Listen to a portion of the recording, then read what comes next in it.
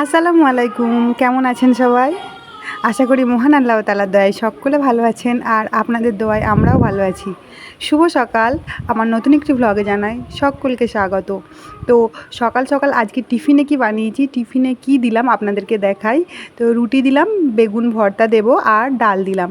আর বেগুন ভর্তাটা যে কাঁচা পেঁয়াজ মাখে সেরকম করে বানাইনি, একটু অন্যরকম করে বানিয়েছি, যেটা খেতে ভালো লাগে ভীষণ রুটির সঙ্গে। আর কাঁচা পেঁয়াজ দিয়ে ভর্তা করে দিলে কি বলুন তো, এতক্ষণ টিফিনে রাখলে সেটা তো খারাপ হয়ে যাবে। সদ্য বানিয়ে সদ্য খাওয়াটা ঠিক আছে, কিছুক্ষণ রাখলে ওটা খারাপ হয়ে যাবে, ওই জন্য এইভাবে বানিয়ে দেওয়া। তো তারপরে আমি উপমা বানিয়ে নিচ্ছি। আজকে আমি উপমা বানাবো নাস্তায়, আর বানাবো নয়। আর সকাল সকাল মানে মনটা একটু খারাপ, কারণ বাড়িতে একটা খারাপ খবর আছে, বাড়ি থেকে এসেছিলো। আমার একটা রিলেটিভ হয়, তার হাজব্যান্ড ডেথ হয়ে গেছে। তো সেই জন্য মনটা একটু খারাপ, কিন্তু মন খারাপ করলে কি হবে, মন খারাপ করে কিছু তো করার নাই। তবুও মন খারাপ হচ্ছে, মনটাকে বোঝাচ্ছি একবার, আবার মনটা কেমন হচ্ছে, কারণ যার হাজব্যান্ড মরেছে সে আমার সঙ্গে পড়াশোনা করতো, মানে আমাদের বয়সী, সমবয়সী, তো বেশি তো বয়স নয়, ওই জন্য তার জন্য মনটা খারাপ হচ্ছে। আবার ভাবছি না, আমাকে এখানে থাকতে গেলে আমার ছেলে স্বামীকে দেখাশোনা করতে হবে, আমাকে সুস্থ থাকতে হবে। তো মেয়েদের জীবনে মানে অনেক কিছু ঘটনা থাকে, যেগুলো নিজেদের মন না চাইলেও মাঝে মাঝে মন হয় যে একবার চুপ করে বসি, একটু শান্ত হয়ে বসি, একটু একটু একা একা বসি, কিন্তু সেটা হয় না। তো যাই হোক, আমার টিফিন বানানো তো হয়ে গেছে, নাস্তাও বানানো হয়ে গেছে, দিয়েও দিয়েছি। আর প্রত্যেক দিনের মতো আমার শ্বশুরমশাই ফোন করেছে সকালবেলায় আরিয়ানকে দেখার জন্য। আরিয়ানকে না দেখলে ওনাদের দিন ঠিকঠাক শুরু হয় না, ওনাদের ভালো লাগে না, ওনাদের মনে শান্তি থাকে না। আরিয়ানকে একবার দেখে নিলে, আমাদের গলার আওয়াজ একবার ফোনে শুনে নিলে ওনাদের ভালো লাগে। তো সেই জন্য সকালবেলায় প্রত্যেক দিনের মতো আজকেও ফোন করেছে। আর আরিয়ান কথা বেশি বলে না ফোনে, আর কাছে গেলে সেই দাদুকেই বাথরুমটুকু যেতে দেয় না, এমন করে। আর দূরে থাকলে দেখুন কেমন অবস্থা, একবার কথাও বলতে চায় না। তো উপমা খাচ্ছে ও। আমরা যেটা খাই আল্লাহর দয়ায় মাশাআল্লাহ, ও সব কিছু খায়, আমরা যা খাই ও সব খায়। ও মানে চেষ্টা দেখেছি আমি যে ও খাবো না বা এরকম কিছু বলে না, একটু খায়, দিয়ে দেখে টেস্ট করে, যদি দেখি ওর ভালো লাগে তাহলেও খায়। তো খাওয়া দাওয়া শেষ করে সমস্ত কাজকর্ম করে চলে এসেছি মাছ কিনতে। আজকে মাছ নিয়ে যাব, কারণ আরিয়ান একটু ননভেজ খেতে ভালোবাসে, তো দুদিন শুধু খেয়েছে এমনি, তো ডাল ভাত এই এই সবজি টবজি, তো সেই জন্য এলাম মাছ নিতে। বেলা হয়ে গেছে একটু, 11:10-15 বাজছে। তো ভাবছিলাম মাছ পাবো না, দেখছি না আছে। তো আমি এই মাছটা নিইনি, অন্য একজন নিয়েছে এই মাছটা। আর আগের দিন এই চিংড়ি মাছটা নিয়ে এসেছিলো, বেশি ভালো ছিল না। তো ওই জন্য চিংড়ি মাছ খেলে আমার অবশ্যই অ্যালার্জি হয়, তো নেওয়াটা উচিত নয়। আমি এই রূপচাঁদা মাছগুলো নিচ্ছি। এটা 200 টাকার ভাগা রাখা ছিল এখানে, তো আমি 100 টাকার নিয়েছি, ওই জন্য আমাকে অর্ধেকটা দিয়েছে। এই যে ওই কাঁকড়াটা আবার আরিয়ান না বলছিল জানেন তো, যে মাম্মি কাঁকা কাঁকা। তো ওই মেয়েটা বললো যে নিয়ে যাও কাঁকড়াটা নিয়ে যাও, আর কাঁকড়াটা নিয়েও খেলা করুক এবার। আর আমি ওদেরকে মাছ কাটতে বলেছিলাম, ওরা এমন টুকরো টুকরো, ওই যে দেখুন রাখা আছে, টুকরো টুকরো করে দিয়েছে। সে কী বলবো, বলার আর কোনো কথা নেই, ভাষা নেই।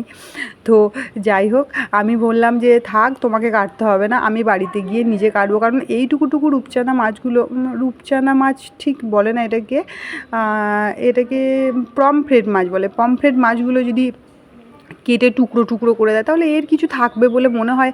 একই তো বাচ্চা বাচ্চা কচি কচি মাছ। তো আমি বললাম না, এগুলোকে আমি গোটা গোটা রান্না করবো। তো মনে মনে ভাবলাম গোটা গোটা রান্না করা বেটার হবে, তো ওকে কাটতে বারণ করি। তো সেই জন্য না কেটে আমি বাড়িতে নিয়ে এসে কাটছি।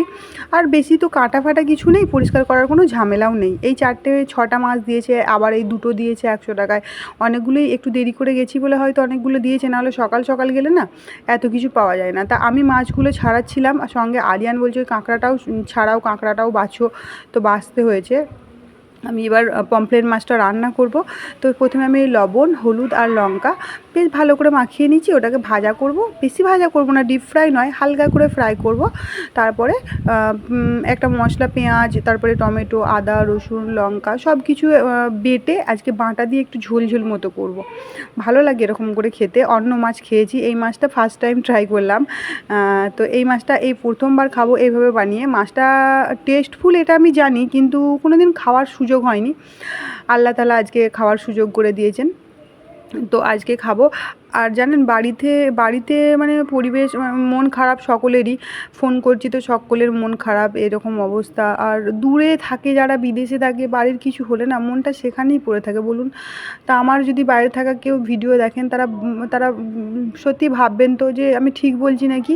মনে হয় যে কবে বাড়ি যাব, কারণ আমাদের বাড়ি যাওয়ার ডেট একদম আগিয়ে চলে এসেছে, সামনের মাসেই আমরা বাড়ি যাব। তো ভাবছি যদি সামনের মাসে না হয়ে আর এই মাসে হয়ে যেত তাহলে ভালো হতো। আর ভালো লাগছে না, মনে হচ্ছে বাড়ি যাই।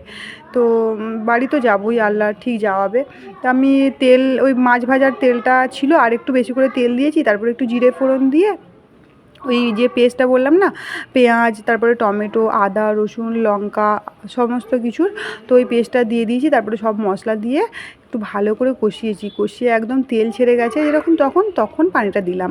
আর একটু বেশি করেই পানি দিয়েছি আমি, কারণ একটু ঝোল মতো করবো বললাম না। এই ঝোলটা টেস্টফুল হয় তো, ভাতে মাখিয়ে খেতে ভালো লাগে। আর আমরা ভাত ছাড়া তো কিছু বুঝি না। সে যাই হোক, হ্যাঁ রুটি খাই দুপুরবেলার সময়, সেটা আরিয়ানের পাপা খায় বলে আমিও এখানে খাই। এটা হচ্ছে ভালোবাসা যাকে বলে, ভালোবাসার জন্য খাই। তো আমি চাইলে ভাত খেতে পারি না, আমি খাই না। সকলে বলে মোটা হয়ে যাচ্ছো, হয়ে যাচ্ছো, কিন্তু খাই, অল্প পরিমাণে খাই। তাহলে মোটা যদি হয়ে যায় তাহলে না খেয়ে তো শরীরটাকে মানে মরে যেতে পারবো না। মোটা হলে, আমার হাজব্যান্ড বলেছে মোটা হলে মোটা হবে, কি হয়েছে তাতে, কোনো অসুবিধা নেই। তো ধনেপাতা ছড়িয়ে দিলাম উপর থেকে। আর ধনেপাতা আমার কাছে ছিল না জানেন তো, আজকেই নিয়ে এলাম। তো এবার আমি ঢাকা দিয়ে দেবো, 5 মিনিট হালকা লো ফ্লেমে রান্না করে নেবো, ব্যাস তাহলেই হয়ে যাবে। আর হয়ে গেছে, 5 মিনিট গ্যাস বন্ধ করে দিয়েছি, দেখাচ্ছি আপনাদেরকে। জানি না ক্যামেরায় কীরকম কালারটা আসছে, কিন্তু অরিজিনালি কালারটা দারুণ ছিল আর দারুণ টেস্টফুল হয়েছিল, খেতে খুব সুন্দর হয়েছিল। আমি ফার্স্ট টাইম খেলাম, খুব ভালো লাগলো আমার।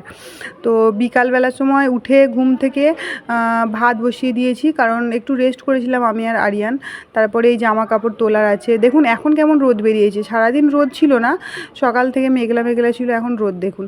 তো আরিয়ানকে দুধ দিয়ে দিয়েছি স্টটা করে, এই স্টটা দিয়ে আরিয়ান দুধ খেতে ভীষণ ভালোবাসে। আর আমাকে আর খাইয়ে দিতে হয় না, কোনো ঝামেলা করে না, স্টটা দিয়ে দুধটা দিয়ে দিই, আর ও আমরা চঁচ করে টেনে মেরে দেয়। তো ভালো হয়েছে না স্টটা। আমি ভাবছি বাড়ি যেয়ে না একটা স্টিলের এরকম স্ট নিয়ে আসবো, এখানে কোথায় পাওয়া যায় কে জানে। তা আরিয়ান খাবে। আর স্টিলের স্ট নিয়ে আসা ঝামেলার, ও চিবিয়ে যদি আবার খেয়ে মানে তুবড়ে তাবড়ে শেষ করে দেবে। তো আমি এইগুলো তুলতে নিয়ে চলে এসেছি, কারণ রোদ শেষ হয়ে গেছে, আর রোদ তো নেই, এইখানটায় রোদ নেই, এখনও রোদ আছে। আর আমি এটা আজকে দিয়েছিলাম, আর দেখুন কি সুন্দর হয়ে গেছে না, দারুণ সুন্দর হয়ে গেছে। আমি ভাবছি বাড়ি নিয়ে যাব তো, আর একটা দুটো এরকম বানাবো, একটা দুটো তাহলে 3-4টে হবে, সকলকে একটা করে দিতে পারবো। যেরকম আমসত্ত্ব অনেকগুলো থাকে সাজাই, এরকম করে সাজাবো, তাহলে তো অনেকটা লাগবে। আবার এর সঙ্গে চিপকে গেছে, তো এটা মোটা হয়ে গেছে অনেকটা, কিন্তু ভালো মোটা হয়ে গেছে। এগুলোর চাটনি বানাতে খুব ভালো লাগে না, আমসত্ত্ব, খেজুর, তারপরে টমেটো, এইসব দিয়ে চাটনি বানাতে আমার তো ভীষণ ভালো লাগে খেতে এইভাবে। আর শুকিয়েও গেছে এটা আমি এবার বাড়ি নিয়ে চলে যাব, আর এইটাও নিয়ে চলে যাব। তার সঙ্গে আমের যে আম শোকানোটা করেছি সেটাও বাড়ি নিয়ে চলে যাব। আর আম শোকানোটা এখনও 2-3 দিন দেবো, যাতে আম শোকানোটা আরও ভালো করে শুকিয়ে যায়। কারণ 1 বছরের জন্য আমি এটাকে রাখবো, মানে যতদিন থাকবে, যখনই টক ডাল খেতে ইচ্ছা করবে তখনই খাবো।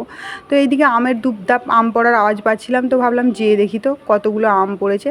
দেখুন কত আম পড়েছে, দেখুন এই দেখুন একটা আম পড়েছে, আরও আম পড়েছে এখানে। কারণ আম তো এই ঝড় দিয়ে বিকেলবেলার সময় হাওয়া দেয়, ঝড়ের মতোই হাওয়া যেরকম আস্তে আস্তে দেয় সেরকম নয়, একবার দমকা হাওয়া চলে এলো আবার বন্ধ হয়ে গেল, এরকম করে আসে, তো দিয়ে আম পড়ে যায় টুপটাপ করে। আর আমগুলো আমি আমগুলো করাচ্ছি খাওয়ার জন্য নয়, আমি আমগুলো করাচ্ছি এই যে আমসত্ত্ব বানাবো, আর একটা থালায় বানাবো, কারণ আমি বাড়ি নিয়ে যাবো, একটু বেশি করেই নিয়ে যাবো। সকলকে মানে যাদেরকে আমার দেওয়ার তাদেরকে আমি একটু করে দেবো।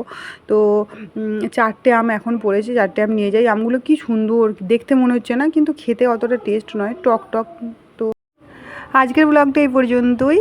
সকলে সুস্থ থাকবেন, ভালো থাকবেন, আসি তাহলে, খুদা হাফিজ।